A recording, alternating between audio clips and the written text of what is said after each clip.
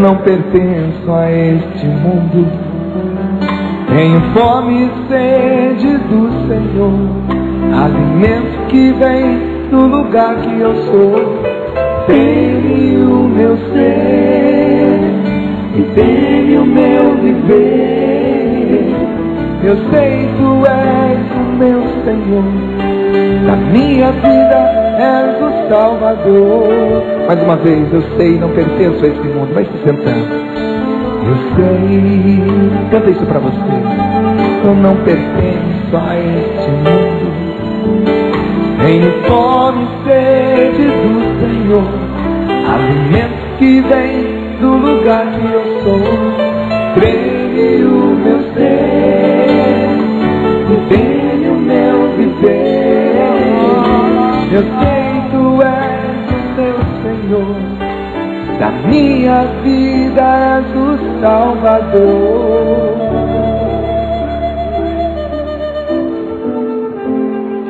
Glória ao Pai, ao Filho e ao Espírito Santo.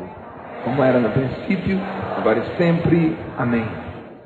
Nós já tivemos nessa manhã um pouco daquilo e a trilha do que será esse carnaval Canção Nova.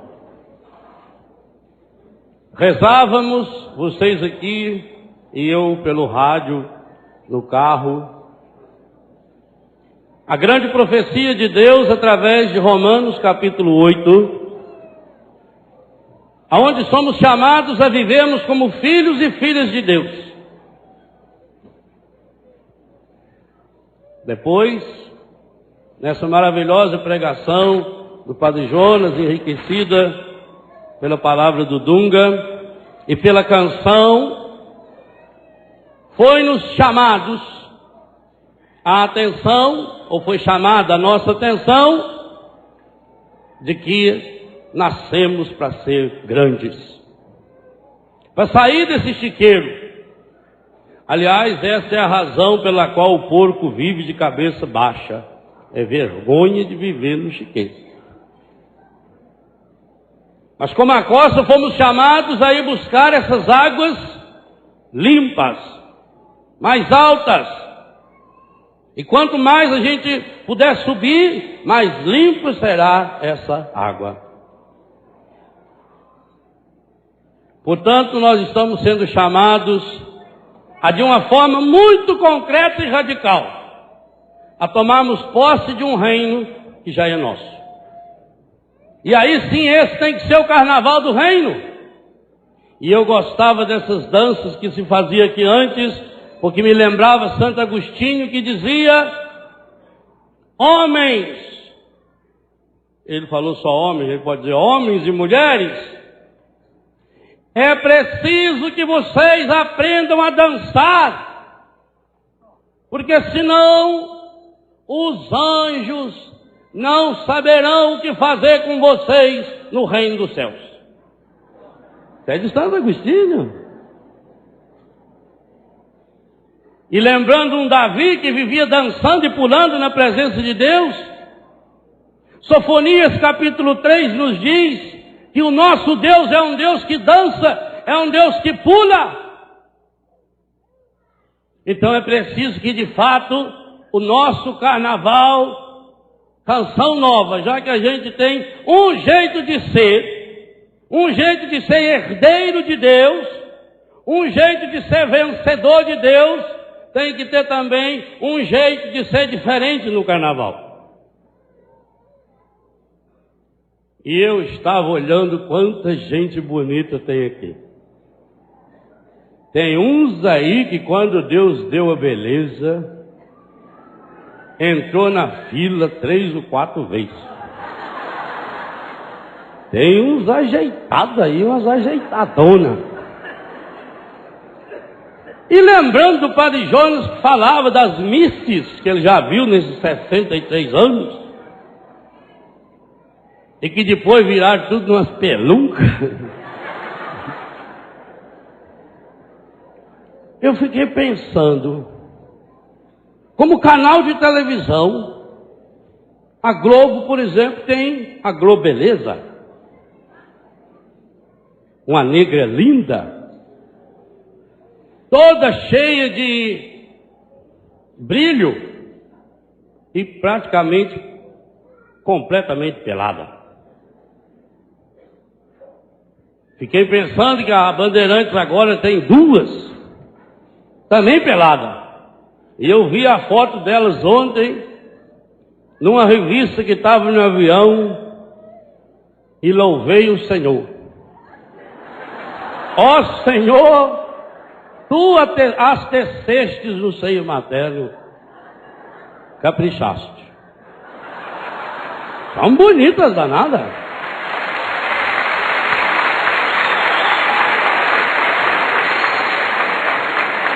Então agora os canais de televisão juntam as raças. Tem uma negra, a Globeleza, tem uma moreninha, tiazinha, e uma lourinha, feiticeira. Dizem que ela foi feita toda de borracha, se é verdade, se não é? Aí eu pensei, mas eu achei que eu ia chegar aqui e ter a oportunidade de conversar antes com o Padre Jonas. Não tive. Então eu vou pedir aqui em público para ele também. Eu pensei que aqui, o nosso carnaval e o nosso canal de televisão também deveria ter uma musa. E eu tenho uma candidata. Já escolhi aí, depois vou apresentar, vamos ver se ele vai aceitar. Por isso que antes eu estava olhando, eu estava até de óculos escuros, para ninguém ver para onde eu estava olhando. Qual é que eu ia escolher? Aí pensei, falei, tem que ser um que seja mais do que as três. Muito mais bonita. Tinha que ser um modelo perfeito de mulher e que nunca virasse uma espelunca. Fiquei pensando. E eu acho que nós temos uma candidata. Vocês vejam, por exemplo, tiazinha. Tiazinha é um nome carinhoso para dizer que ela é professora.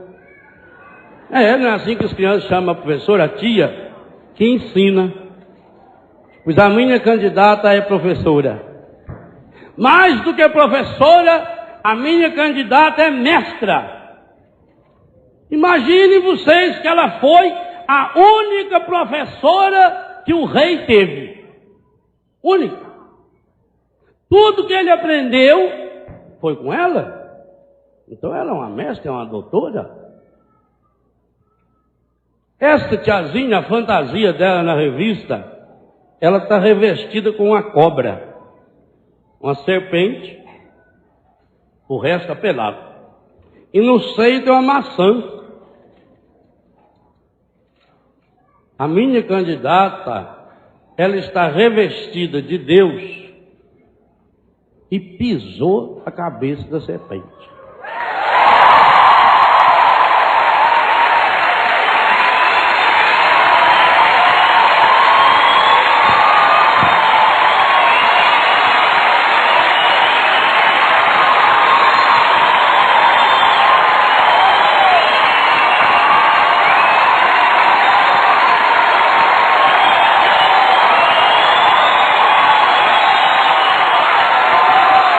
Tem mais.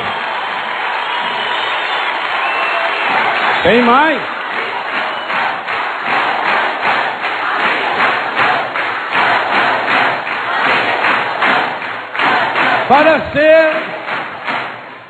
Para ser uma musa no carnaval, tinha que saber dançar e cantar.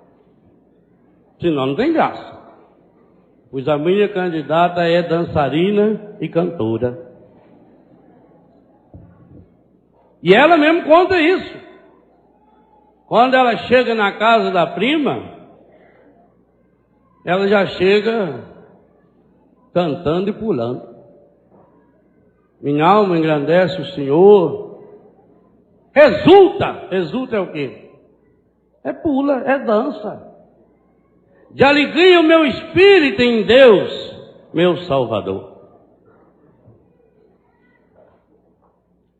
A Globeleza, ela é escolhida há 10 anos já para ser a modelo, a musa do carnaval, porque ela é mulher de um dos grandes diretores da Rede Globo.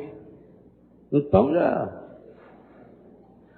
Pois a minha também tem uma intimidade com o chefe que vocês não podem imaginar. A minha é filha predileta do dono do reinado, mãe do rei e única esposa do espírito do rei. É que é forte.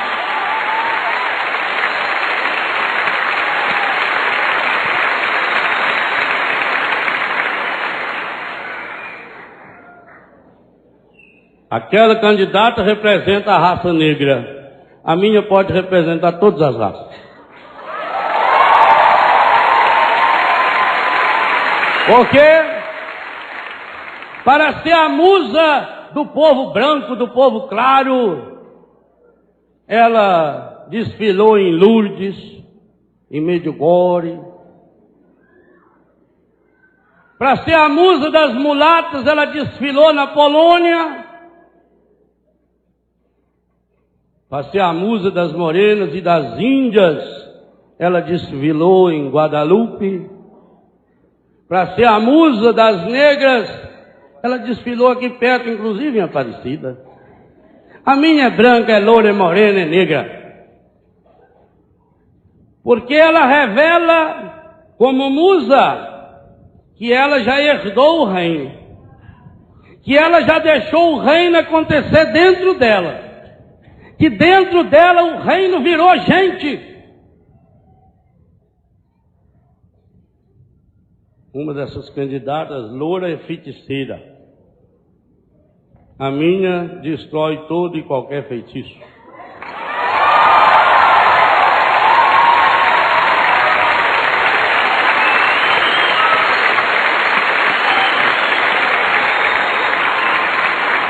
Essa feiticeira pelada tem um pano tampando a cara.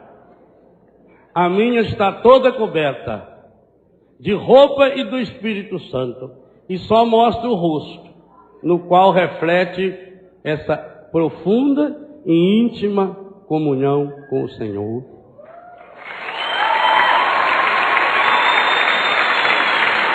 Outra coisa, vamos ver se o Padre João depois vai autorizar, né?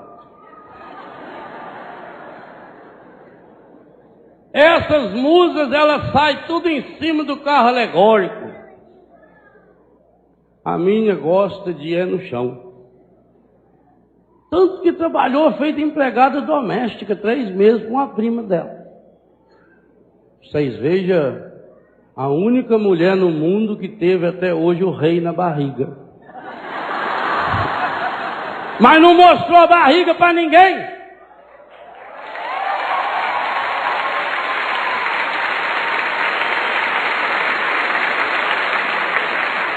Se no seio da tiazinha tem uma maçã, erroneamente símbolo do pecado, o seio da minha musa foi que amamentou o rei, filho do grande rei dos reis,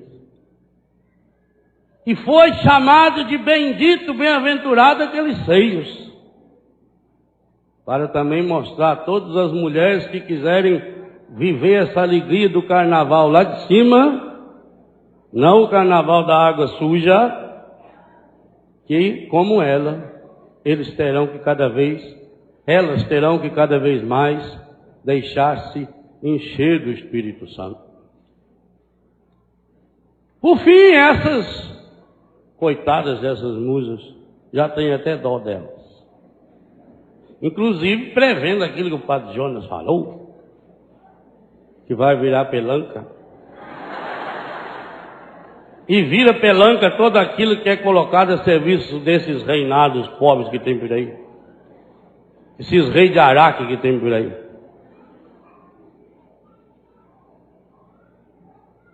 Aí essas mulheres ficam peladas, se enchem de brilho e põem uns negócios na cabeça. A minha, Apocalipse 12 diz que a fantasia dela é um espetáculo. Ela é revestida de sol, tem a lua sobre os seus pés e na cabeça uma coroa com 12 estrelas. Essa é a candidata. Essa é a musa. E essa precisa ser a grande modelo para nós que queremos, com ela, herdarmos o reino de Deus. O que o senhor acha?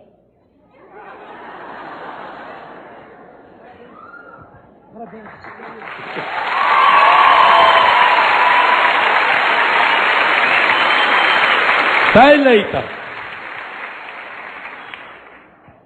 Olha os herdeiros do reino aí, gente! E esses herdeiros têm uma rainha. Essa é a nossa musa. Mas, para herdar o reino, é preciso exemplo dela. Aprender algumas coisas que ela nos ensina e que ela nos aponta o caminho. Porque ela, além de musa, que inspira, e inspirar é ser cheio do Espírito, ela também expira, ela dá esse Espírito. Coberta com a força do alto, com a sombra do Altíssimo, ela reflete uma luz que não é dela, é dele. E esse é o segredo de quem quer ser herdeiro do reino. O verdadeiro herdeiro do reino, ele tem que brilhar a luz de Deus e não a luz própria, porque a nossa luz própria vai apodrecendo e vai virando pelanca. Por isso ela está atenta. E ela, além de fazer festa, ela quer que você aprenda a fazer festa. E para que nunca falte o vinho da alegria, do amor, da paz, no carnaval da sua história, ela é aquela que está lá pedindo a Jesus, contando a Jesus, eles não têm mais vinho. Mas vem para nós, que queremos herdar esse reino, para nos dizer, fazei tudo o que ele vos disser. E esse tudo é tudo.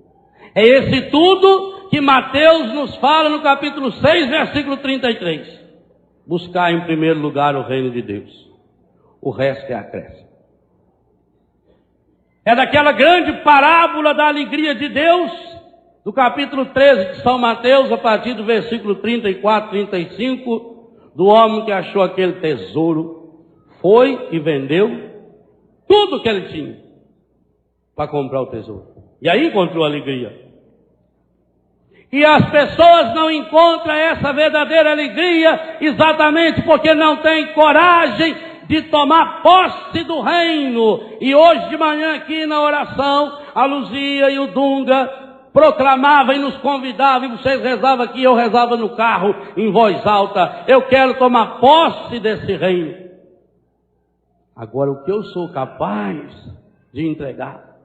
Há muitos obstáculos, porque além daquela analogia que foi feita dessa pedra enorme que impedia de entrar, foi feita também uma analogia de um chuveiro que, embora estando aberto, a pessoa entrava, a pessoa não entrava, ficava olhando e portanto não tomou banho.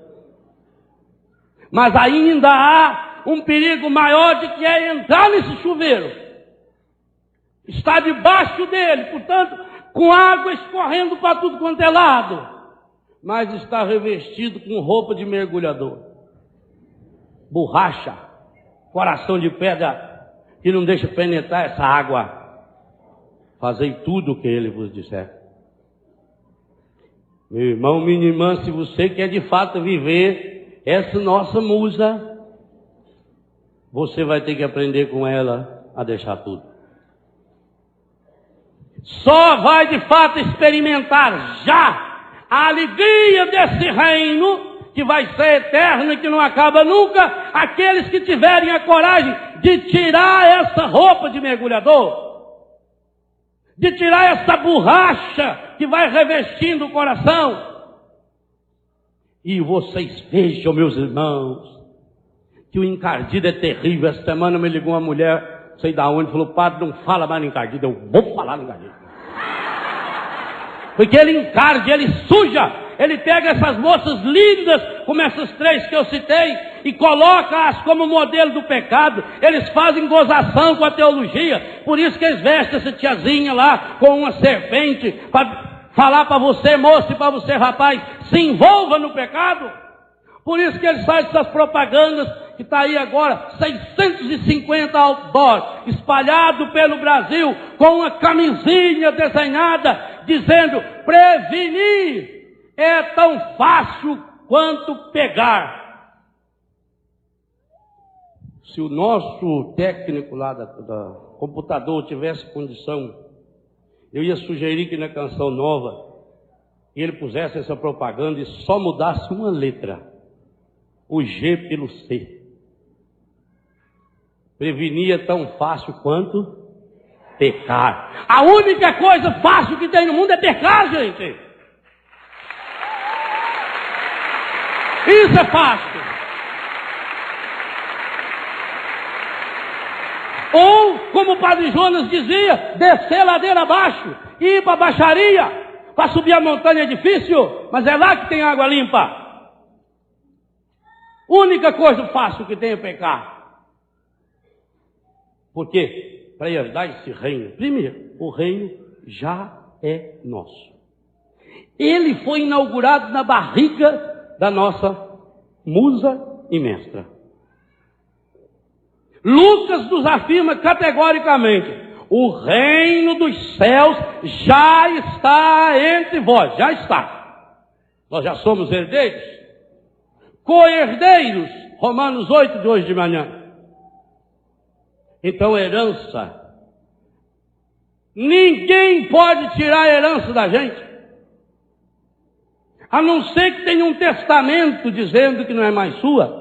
Mas nós temos dois testamentos, o antigo e o novo, que veio para confirmar essa herança, esse reino, o Pai quer dar a vocês. Vocês são os herdeiros naturais desse reino.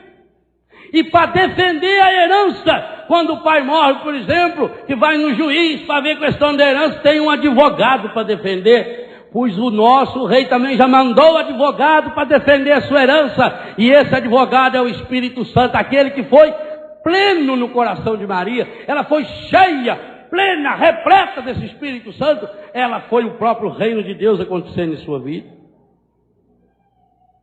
Mas nós perdemos a herança se recusarmos essa herança, ou se gastarmos essa herança de qualquer jeito. E é isso que está acontecendo com a humanidade. Perdendo a herança, vivendo como se fosse um escravo, lá naquele chiqueiro, igualzinho o filho pródigo, pegou a parte da herança e foi embora. E deu no que deu, naquele chiqueiro. O mundo está apresentando esse chiqueiro como se esse chiqueiro fosse a herança. Ou as pessoas estão recusando essa herança. É preciso tomar posse da herança. São Paulo, escrevendo aos Efésios e a nós, abra sua Bíblia na carta aos Efésios. Aliás, é uma carta inteira para falar-nos desse reino. O que fazer, o que não fazer para não perder esse reino. E ele quer nos lembrar o que nós podemos e o que nós devemos esperar de Deus para sermos herdeiros desse reino.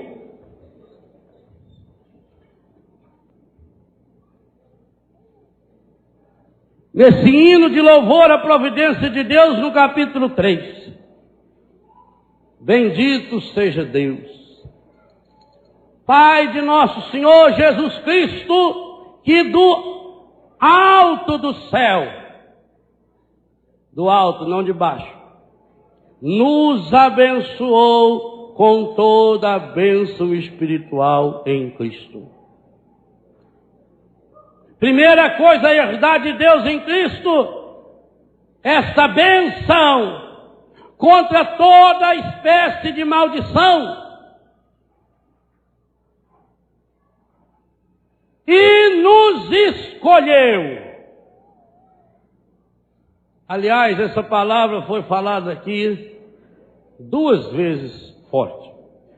Primeiro na oração, quando o Dunga interrompia a Luzia e dizia que assim como nós somos provocados pela carne, por essas musas, nós estamos agora sendo provocados pelo Espírito. E foi tão importante isso que o padre Jonas interrompeu a sua pregação e chamou o Dunga para repetir isso. Provocar. Pro é a favor. Vocare é vocar, é chamar. Chamar para si. Pois aqui diz a mesma coisa em outras palavras. Ele nos escolheu. Não é qualquer um, não. É escolha. Antes da criação do mundo, para sermos santos e irrepreensíveis diante de seus olhos. Enquanto o mundo está falando que o bom é pecar, e que o governo diz que pode pecar de tudo quanto é jeito, só que deve usar camisinha para evitar, aqui está dizendo que nós somos chamados a ser santos e irrepreensíveis. Eu pregava semana passada o congresso jovem da Diocese de Paracatu. E o tema que eles escolheram foi esse aqui. Santos e irrepreensíveis. Santos e imaculados. Numa linguagem jovem, desse jovem forte que vence o maligno, é preciso ser limpo de toda essa sujeira. Limpo, esse irrepreensível, imaculado, como a nossa musa imaculada, significa ser limpo, limpo de toda essa sujeira, limpo de toda essa porcaria, limpo de todo esse chiqueiro, limpo de toda essa prostituição, limpo de toda essa pornografia que vem pela imagem, pelos ouvidos, pelas músicas. Quando hoje aqui o padre Jonas começava dizendo que dá vergonha às vezes de ser músico. Porque está suja. Mas não só limpo, é preciso ser sarado. Santo é sarado, é curado, é saudável, é restaurado em Deus.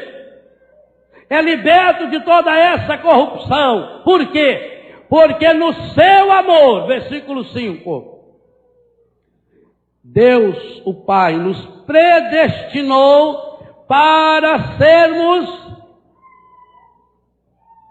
adotados como filhos seus. Tem gente que acha que esse termo adotado aqui é pejorativo e negativo. Não. Adotado significa escolha. O filho, quando nasce, como eu nasci, como muitos de vocês nasceram do pai e da mãe, nasce porque pai e a mãe tem que aceitar, fazer o que, filho, né? Sai a cara do pai. O importante é que tenha saúde, fazer o quê? Agora o filho adotado não. Adotado é do coração. Adotado é escolhido. Adotado é por amor. Entre tantas opções, aquele pai quis escolher. Ele adotou por você. Entre milhões e bilhões de possibilidades, você foi escolhida. Embora sendo filho e filha carnal do seu pai e da sua mãe, adotado, você agora é meu. Você pertence a Deus.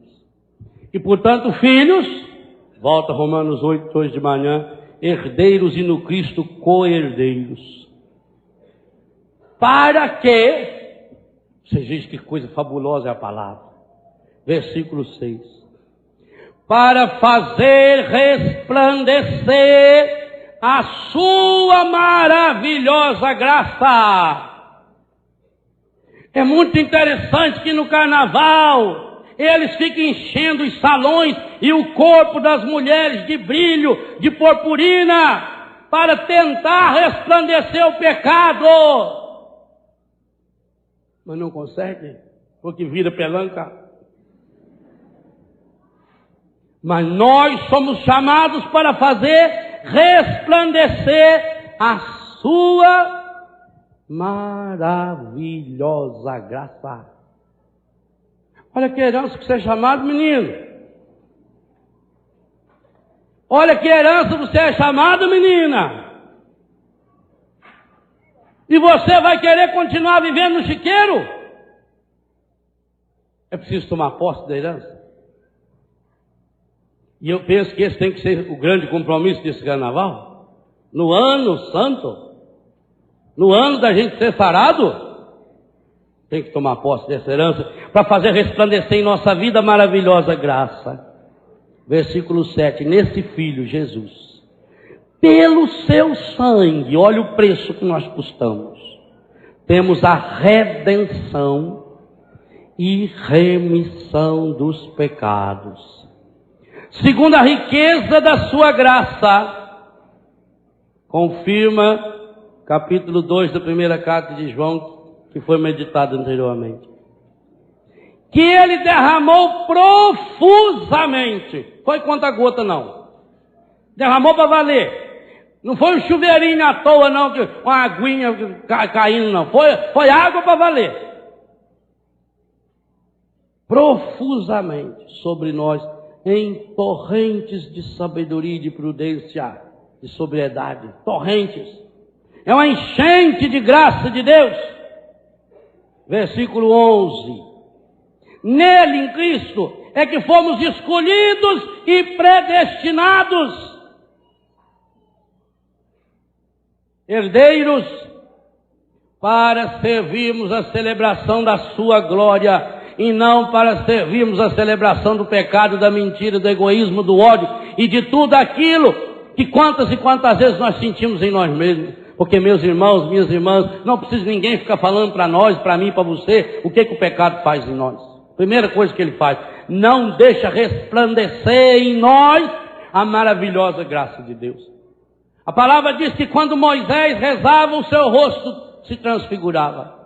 Padre Jonas lembrava o monte da transfiguração, onde Jesus em oração se transfigurou, aonde fazia resplandecer a graça de Deus.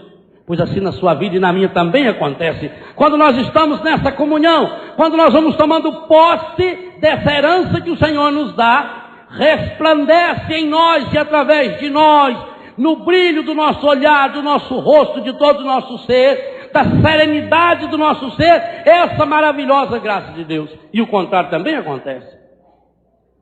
E que infelizmente a gente vê resplandecer no rosto dessas pessoas, inclusive dessas tão bonitas que aparecem por aí. Tristeza, angústia, um vazio profundo, um desânimo. Você mesmo olha no espelho e você se ajeita, mas você mesmo não está gostando de você. Você está se achando feio, mas a feiura está vindo lá de dentro do seu coração. É daquela sujeira. E você começa a se comparar com os outros, porque eu queria ser alto, queria ser baixo, queria ser gordo, queria ser magro, queria ser assim, queria ser assado. Mas na verdade, por quê? Porque você não tirou ainda essa podridão, esse chiqueiro que está enchendo o seu coração. E que aí faz resplandecer não a maravilhosa graça de Deus, mas a desgraça terrível do encardido, que nos suja. E por isso tem que ser limpo, tem que ser santo, tem que ser sarado. É preciso tomar posse desse reino, celebrar a glória de Deus. Nele, em Cristo. Olha que coisa estupenda, fabulosa. Versículo 13 e 14. Que coisa maravilhosa. Nele também vós. Muitos estão sem crachá, né? Mas se você não sabe o nome de quem está do seu lado, pergunta. Pergunta o nome de quem está do seu lado. Sim, é só perguntar. Não precisa ficar falando mais meia hora, não. Já sabe o nome de quem está do seu lado, então agora repita comigo. Nele, ou melhor, nele não, em Cristo, também vós. Diga o nome dele.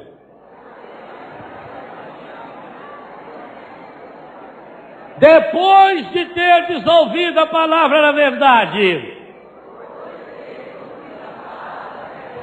Agora vem uma coisa. Qual é a palavra que mais a gente ouve? A palavra da mentira. Aliás, São Paulo, escrevendo aos Romanos, ele disse bem isso, no capítulo 1. Diz: os homens pegaram a verdade de Deus, transformaram e apresentaram ao mundo como se fosse uma mentira, pegaram a mentira do mundo e apresentam como se fosse a verdade. Por isso, continua São Paulo refletindo agora no capítulo 3, versículo 23 de Romanos. Todos pecaram, estão privados da glória de Deus. Aqui é para resplandecer a glória de Deus. No pecado, estamos privados da graça. E não pode ser por acaso que 3 capítulos depois, no mesmo versículo, 6, versículo 23 de Romanos, ele conclui de forma terrível. O salário do pecado é a morte. Então, Romanos 1,18. Trocou a verdade de Deus pela mentira. E o mundo nos apresenta um monte de verdades. Nós cristãos não temos verdades. Nós temos uma. João 14,6. Eu sou a verdade. Eu sou o caminho. O é artigo definido masculino singular. É só você ler a palavra cruzada que você aprende. Se é artigo definido masculino singular, não tem outro. Se tivesse outro, era os. Correto? O é o. A mesma coisa. Artigo definido feminino singular. Único. A verdade. Não adianta você inventar a sua, não. E quem gosta de inventar a verdade para transformar numa mentira e a mentira numa verdade é o encardido. E ele sabe que o tempo dele é pouco, então ele trabalha, ele mente, ele inventa, ele vai dar um jeito. E a gente aprende o erro e acha que está certo. A verdade. Então a primeira condição aqui, para viver o reino, herdeiro do reino, nele também vós, você meu irmão, você minha irmã, você, cadê a câmera que eu estou falando? Não estou falando nada, tem gente lá. Põe eu aqui para eu falar para a pessoa lá de casa. Você aí na sua casa. Pegou eu aí, viu? Televisão é tudo dirigido aqui. Depois de ter desenvolvido a palavra da verdade, o evangelho da vossa salvação. Evangelho significa boa notícia, no qual tem descrito. Portanto, aí tem um projeto a ser feito e nós vamos voltar nessa conversa aqui ainda. Aí o que aconteceu com você e comigo? Fostes selados com o Espírito Santo que fora prometido. Igualzinho o Espírito Santo que foi prometido, que a selou. Ela não era cheia do Espírito Santo? Ela não ficou grávida do Espírito Santo? Se você procurar seguir essa musa, você também vai poder tomar posse dessa. Aqui, isso aqui é herança. É tudo carimbado. Isso foi feito no sangue de Cristo. Igual antigamente para gravar uma aliança era no sangue. Tirava o sangue. O nosso é do Cristo na cruz, do sangue dele. E o único sangue humano que Cristo teve foi de Maria. Único.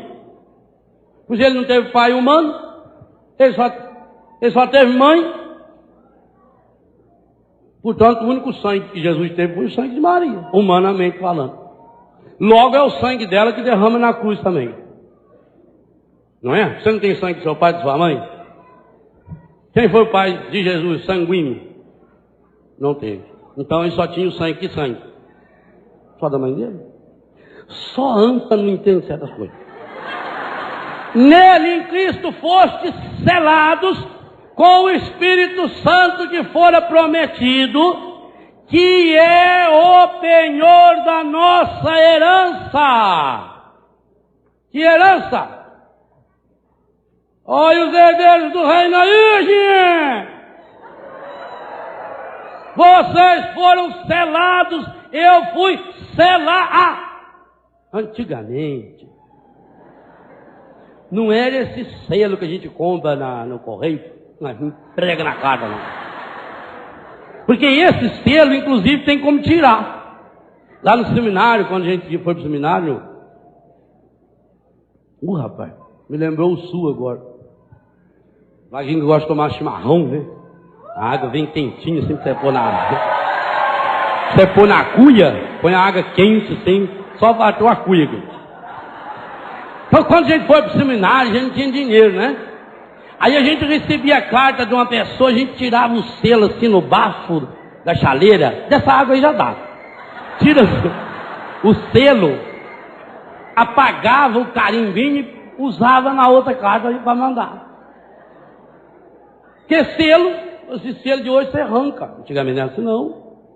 Antigamente o selo, e aliás, selos oficiais hoje ainda assim, é chamada marca d'água. Então tinha lá o estilete que chama de sinete, do rei, por exemplo. E aquilo era de ferro, ele metia aquilo em cima da carta que ele estava mandando, não tem jeito. Para arrancar aquilo lá, só se rasgar, só se despedaçar. É esse selo. Você tem esse selo. Sem esse selo ninguém entra no reino. Nós já temos o selo. E mesmo que o encardido queira, ele não tem como arrancar esse selo.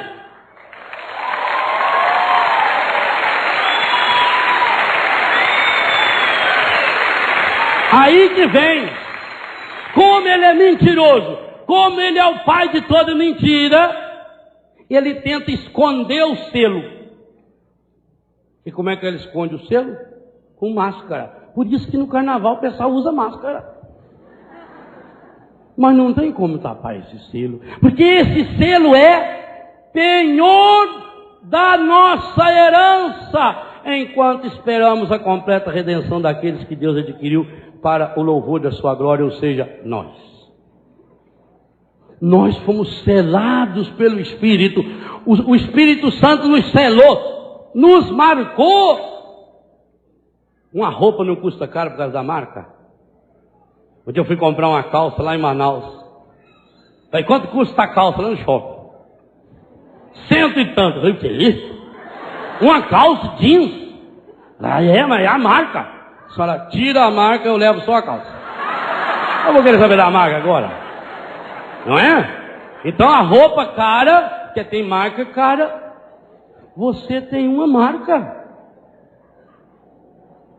Você não pode se vender à toa, não. A gente consegue em São Paulo, andando na rua, comprar tênis Nike, tênis Adidas, tudo por 10, 15 reais. Mas é tudo falsificado. É isso que o encardido faz. O encardido fica falsificando a sua marca. Por isso que ele é barato. Por que o encardido está em tudo quanto é lugar? Porque ele é barato. Quem é barato se vende por qualquer preço. Por isso que eles apresentam esses programas de televisão aí, falam, você que é católico, é isso, é aquilo, pode vir qualquer um, é barato. Aceita qualquer um. No reino do nosso mestre não entra qualquer um. Ele tem que ter esse selo. E você já tem esse selo. E eu já tenho.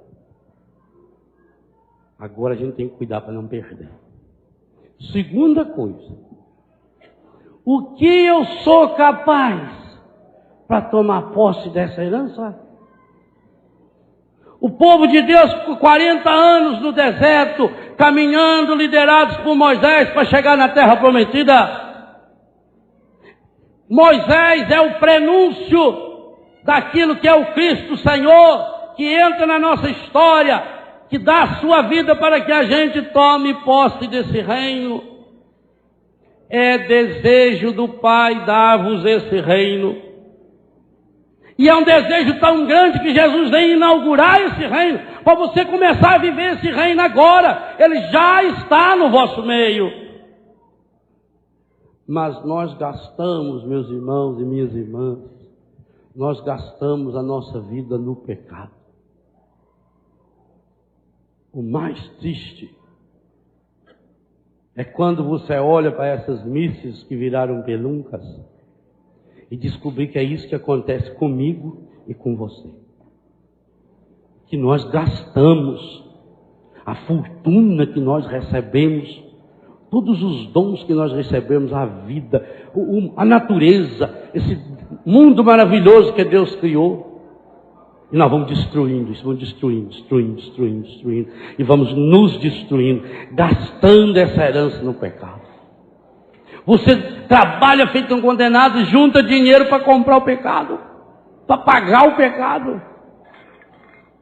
Quantas pessoas vão longe para poder pecar? Paga caro para pecar. E se fosse só com dinheiro? Às vezes as pessoas dizem, por que Deus não muda o mundo? Você é chamado a mudar o mundo, eu sou chamado a mudar o mundo. E sabe por que o mundo não está melhor? Porque nós gastamos a herança que nós temos no pecado. Eu vou dar um exemplo para vocês. O cigarro. Um exemplo. Coisinha desse tamanho assim. A última pesquisa do Ministério da Saúde, que saiu há uns 15 dias, afirma que no Brasil tem 34% da população que fuma. Infelizmente, 39% que consome o álcool. Mas eu quero só dar o exemplo do cigarro. 33% da população que fuma, num país que tem 170, hoje quase 180 milhões de habitantes, significa mais ou menos 60 milhões de pessoas que fumam. 60 milhões? Olha aí o quanto nós vamos ter que evangelizar ainda. 60 milhões de pessoas que fumam. Vamos imaginar que todas esses 60 milhões fumem um maço de cigarro por dia só. Tem gente que fuma 2, 3, 4. Eu, quando fumava, cheguei a fumar 4 maços de cigarro num dia. Comia cigarro com farinha. Vivia apavorado, porque quando a gente peca, a gente sempre tem que estar fingindo. Vivia apavorado para ninguém sentir o cheiro, porque eu tinha vergonha de estar fumando. Então imagina, todos esses fumantes fumem um maço de cigarro por dia. Vezes 60 milhões. E imaginemos que todos eles fumassem o cigarro mais barato. R$1 o maço. Mas tem gente que fuma de 1,50, 1,80, 2, não sei mais. Graças a Deus, não sei mais quanto custa o maço de cigarro. Imagina então, todos fumassem só um maço. E do mais barato, que custasse R$1. Quanto de incenso é queimado ao encardido todos os dias? 60 milhões de reais por dia. Isso sem falar 100 mil mortes em consequência de todos os cânceres que vão desde a boca até o ânus. Mais de 70% desses cânceres, única e exclusivamente por culpa do cigarro. Mesmo esse cigarro que tem menos alcatrão e nicotina, eu vou falar aqui ainda da cultura light, do cigarro light também, não é?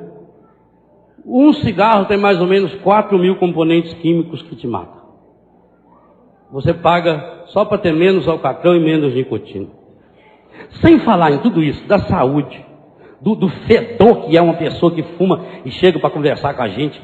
Meu Deus, o fedor que fica na roupa, no carro, no quarto. Nossa Senhora, hoje, gente, eu não sei como é que eu pude ter sido tão anta, mas tão anta de ter fumado. Mas, João 12, antes, sempre tereis entre vós, e vocês sabem que cada um de nós tem o seu jeito de ser besta. Então a gente foi. E a gente precisa aprender a ter paciência com a gente, né? Que Deus tem. Mas você imagina, por dia, 60 milhões de reais. Sabe o que isso significa? Que num dia de cigarro, daria para a gente colocar no ar mais ou menos 30 canais de televisão, canção nova, durante um mês. Um dia de cigarro, um dia que é queimado ao encardido no Brasil, daria para colocar canção nova 24 horas no ar durante 30 meses. Pensou?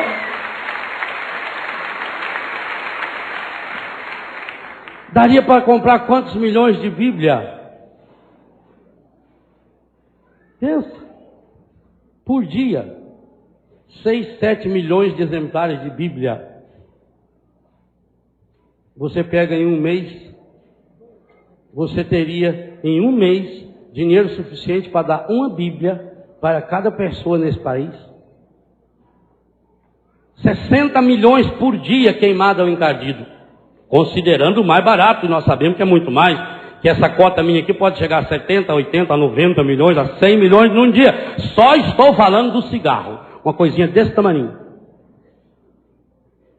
E aí a pessoa às vezes fuma, depois chega na missa, aos domingos, vai lá, coloca 10 centavos, 20 centavos de coleta.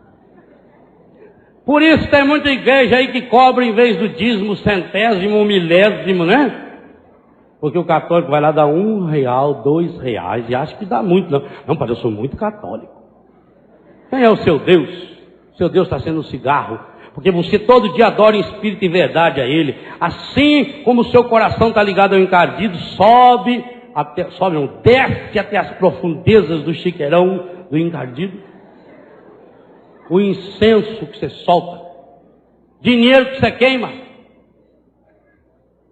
Nós não teríamos, olha gente, em um ano sem fumar, e nós não teríamos nenhum pobre mais nesse país. Nós não teríamos nenhum sem teto, nenhum sem terra, nenhum. Um dia, 60 milhões. Multiplica por 365. Jogue aí mais uns 20% e você vai ter uma soma. E para Deus o que nós estamos dando. Vocês vejam como nós somos um bando de gente fraca, fajuta. Vocês veem como é que encardido dá risada da nossa cara? Está na hora dessa virada. O Padre Jonas usou esse termo aqui que os jovens estão usando muito no Brasil hoje. Virada radical. Está na hora dessa virada, sim. Está na hora de despir-se das obras do encardido. Despir-se dessa nudez.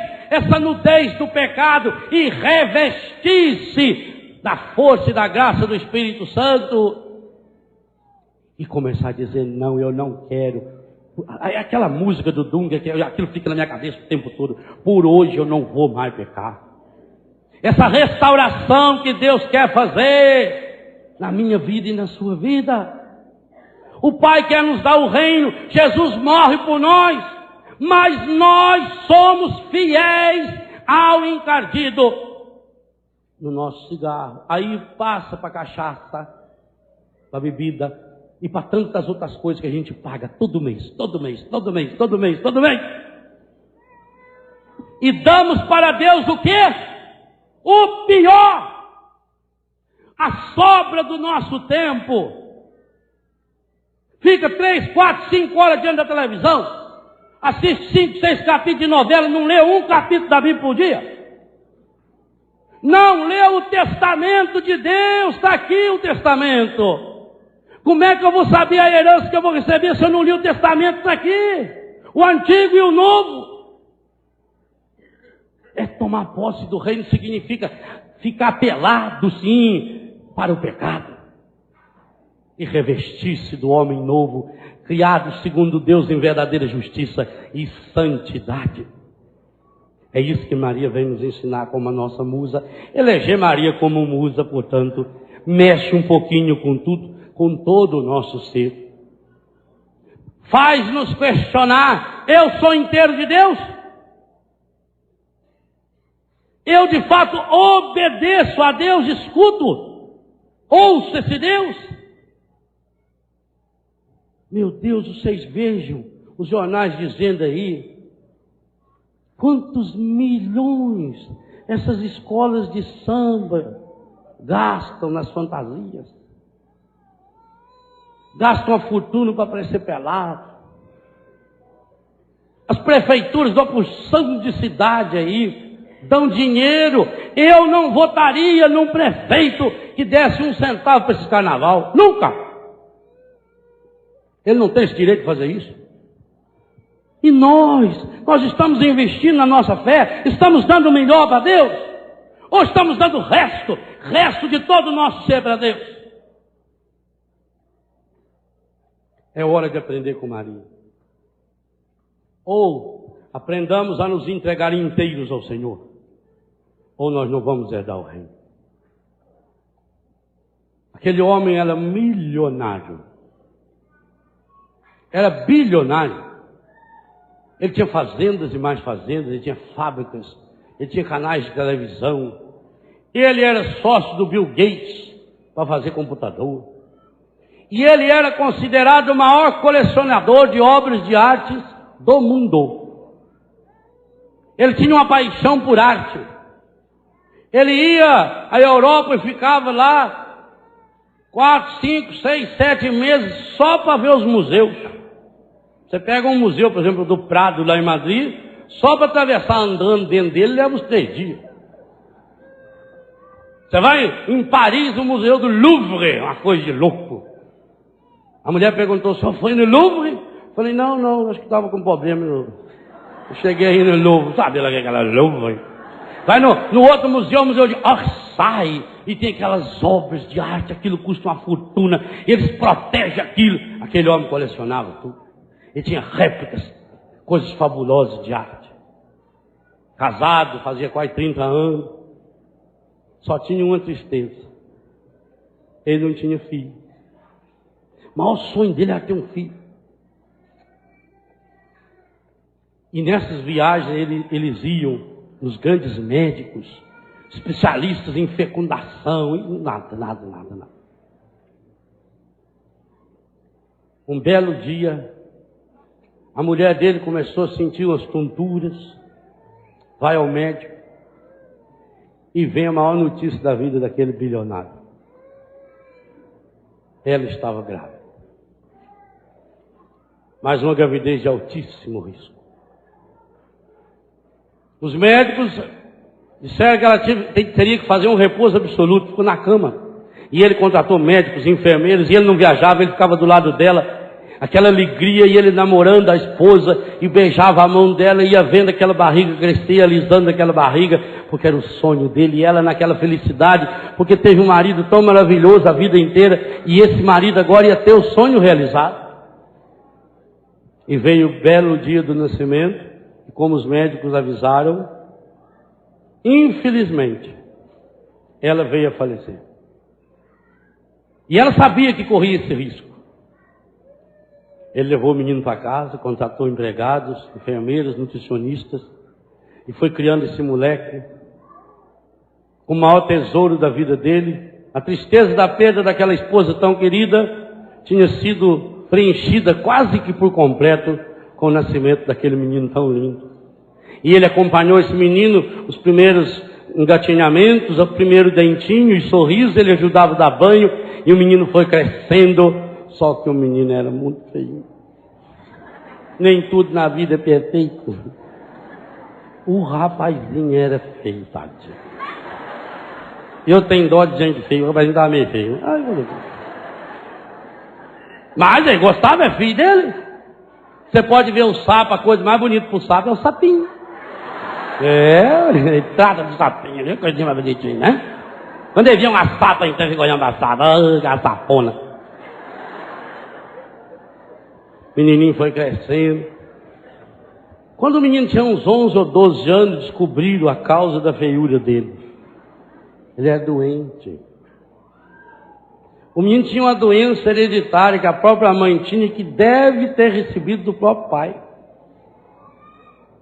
E o menino foi enfraquecendo. E como tinha essa doença, faleceu. Aquele homem perdeu a alegria de viver. E ele teve uma angústia tão triste, como tantas pessoas têm, e você sabe que a gente morre de tristeza. Que esse homem, algum tempo depois, veio a morrer. Não deixou nenhum herdeiro.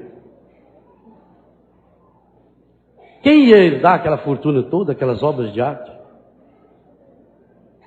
Um dos presidentes lá dos cartórios leu um documento que ele tinha feito. Gostaria que todos os meus bens, todas as minhas fazendas, carros, automóveis, obras de arte, tudo que eu tenho, fosse feito um grande leilão e o dinheiro dado a uma instituição de caridade. Não tinha herdeiro.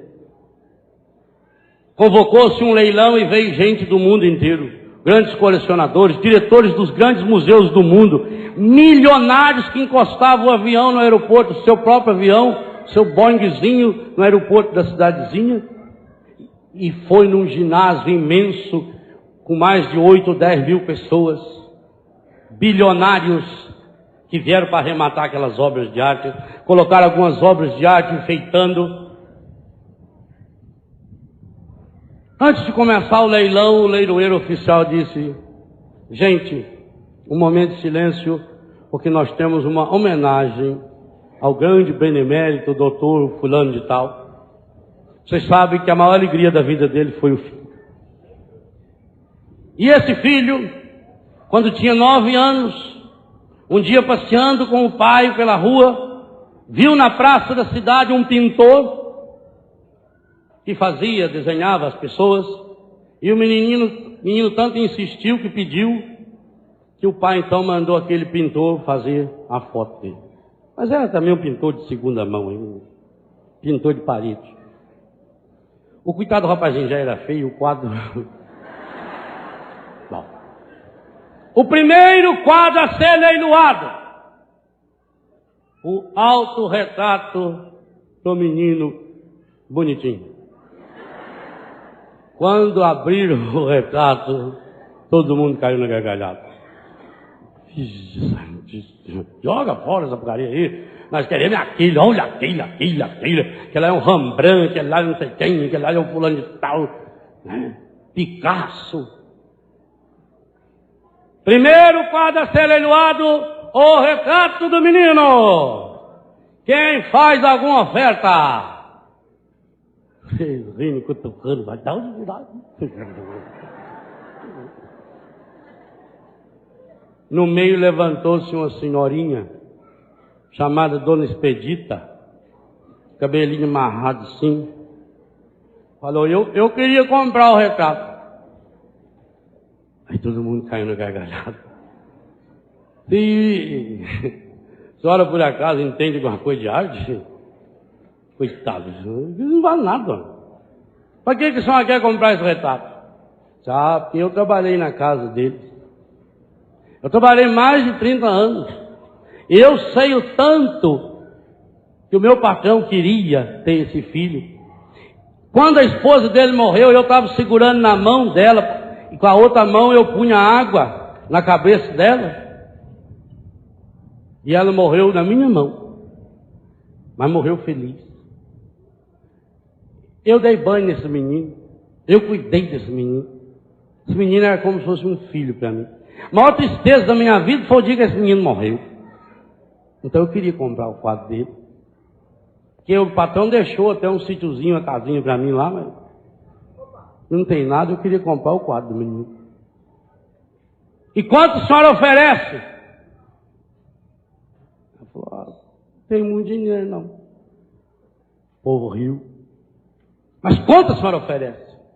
Ela abriu a bolsa, tirou a carteira, pegou as moedas que ela tinha, umas notas. R$4,93. Tudo que ela tinha. Ela disse: então eu dou R$4,93. O leiloeiro perguntou: alguém dá mais? Aí todo mundo, até com dó já da mulher. Vende logo, nós queremos outros. Eu quero aquele carro que é a Ferrari lá, que inclusive o Ronaldinho andou nela, eu quero aquele lá. R$4,93, dou-lhe uma. R$4,93, dou-lhe duas. R$4,93, dou-lhe 3, é da senhora. Por favor, dona Expedita. Ela veio. Entregou. O povo aplaudiu. No que ele foi entregar o quadro para ela, ele viu um envelope amarelo grudado atrás do quadro. Ele pegou aquele envelope, abriu, era um documento selado e carimbado com o carimbo do milionário. E dizia assim: esse é o meu verdadeiro testamento. Todos os meus bens, toda a minha fortuna, meus quadros, meus bois, meus cavalos, meus automóveis, minhas fazendas, Tudo que eu tenho.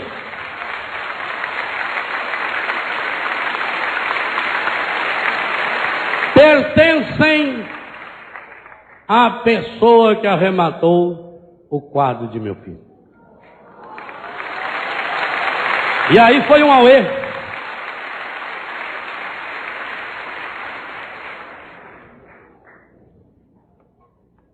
Tinha gente ali que podia ter oferecido 10, 20, 30 milhões pelo quadro. Mas eles estavam esperando os outros quadros. Infelizmente, essas pessoas somos nós. Que ficamos guardando o melhor que nós temos, o nosso dinheiro, o nosso tempo, a nossa saúde, quem sabe para comprar alguma coisa que falaram que é importante, porque fulano disse, porque fulano falou. Mas não temos coragem de buscar o essencial. Quanto foi que a dona Expedita pagou pelo quadro? Não. Ela pagou tudo. Ela não guardou 50 centavos para ir embora de ônibus. Ela não guardou 10 centavos para comer um pão. Aquele quadro era importante demais para ela. E ela deu tudo.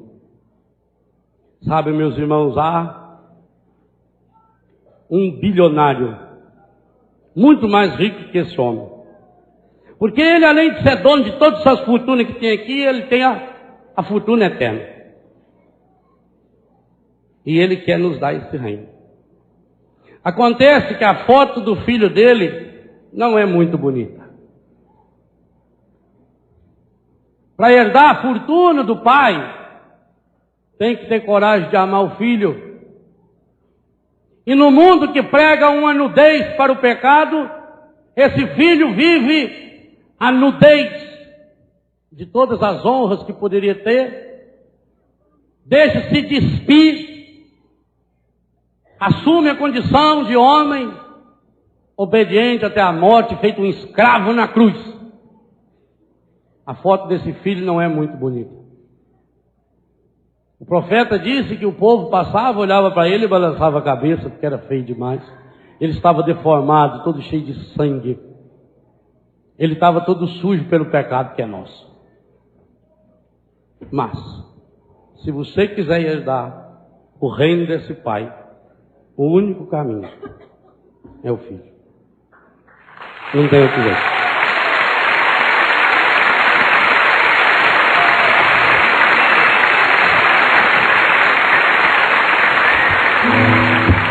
Qual é o preço que você está disposto a pagar? Esse leilão não é para amanhã. Esse leilão não é para quando você voltar na sua casa. Esse leilão é agora. É esse momento. Quanto você vai pagar por ele? Pensa.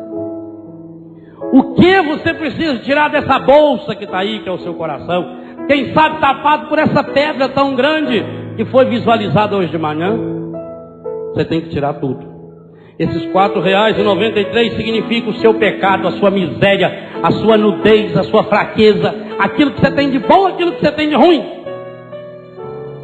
Mas se você quiser herdar esse reino, não tem outro jeito.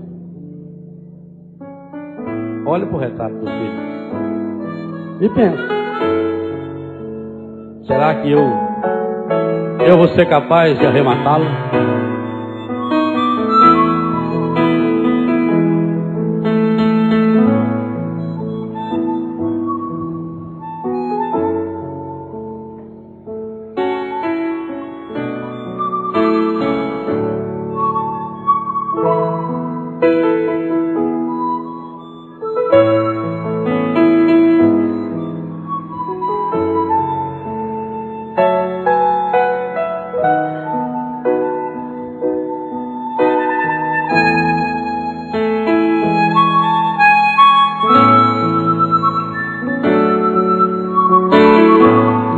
Esperado esse momento, tenho esperado que viesses a mim. Tenho esperado que me fales. Tenho esperado que estivesse aqui. Eu sei bem que tem sentido. Sei também que tens chorado. Eu sei bem que tens sofrido. Pois permaneço ao teu lado. Deixa Deus cantar com a sua voz. Ninguém te ama como eu. Ninguém te ama como eu. Olhe pra cruz, essa é a minha grande prova. É Ele que diz: ninguém te ama como eu. Ninguém te ama como eu. Ninguém te ama como eu. Olhe pra cruz, foi por ti porque eu te amo. é Jesus que diz: Ninguém te ama como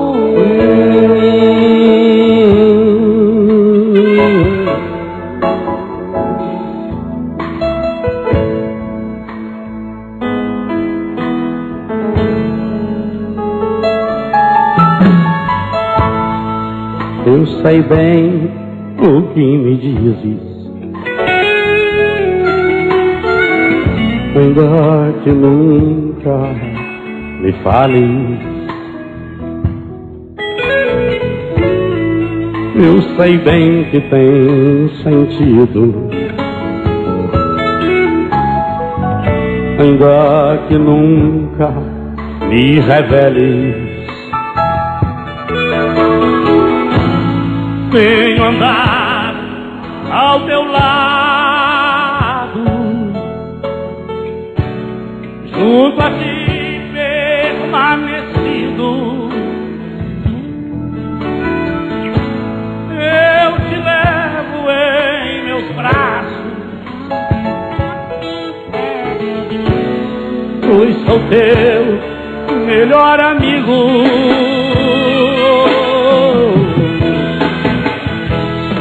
ninguém te ama como eu.